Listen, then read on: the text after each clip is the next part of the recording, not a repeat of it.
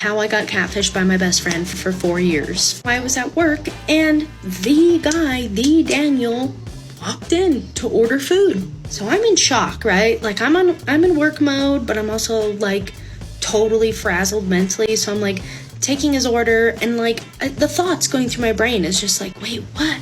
You're not here to see me, you're with a girl. And I was like, hey, do we know each other? Like, have we been like dating for like 4 or 5 years?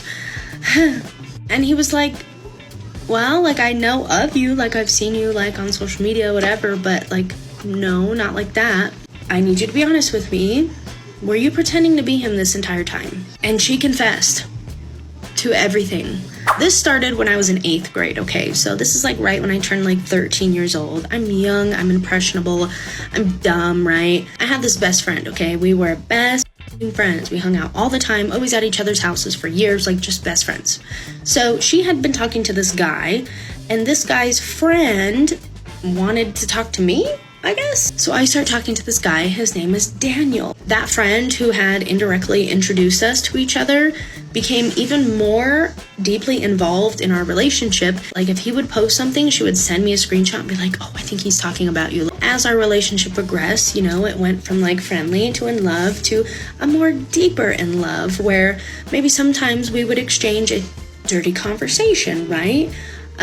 Or maybe some photos. And I remember vividly how one time I was at that girl's house. We're both on our phones and I'm like, hey, Daniel just asked me for a picture. And she pretty much had offered to take the picture for me. I had a suspicion that my friend was catfishing me. So I decided to put this theory to the test. So I had a friend come over to my house. I'm like texting Daniel, normal, whatever. And on my friend's phone, we call my friend, the friend, okay?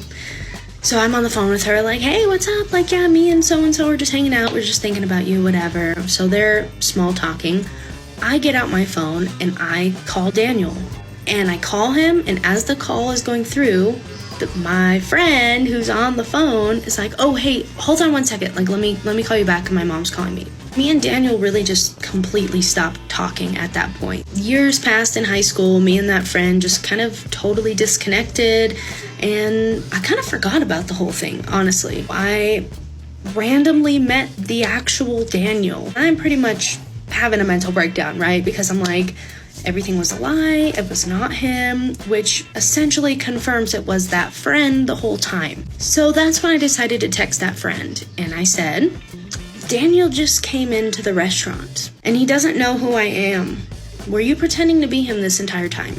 And she confessed to everything, and essentially told me that she started it off because she wanted to pretend to be a boy, and she started to get feelings for me that she didn't know how to express, and that essentially it just got so far deep that she didn't know how to end it. It was really just the biggest betrayal ever for your best friend to lie to you for years. So unfortunately, I kind of was the pawn in that process of self-discovery.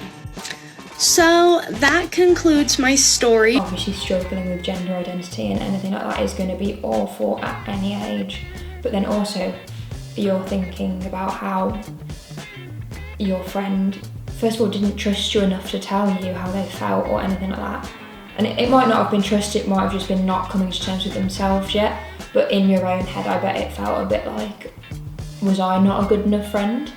But then also you're having to deal with the fact that you have been taken advantage of by one of your best friends for years. Like, you sent that person explicit photos, you were in love, yeah, I don't know how I would feel. I don't know if I'd be able to keep them in my life. I think because of how young you were, I might be able to let it go, but I definitely need to heal from that first. I think she's done very well at just putting herself second, and I don't know if I'd be able to do that the same way.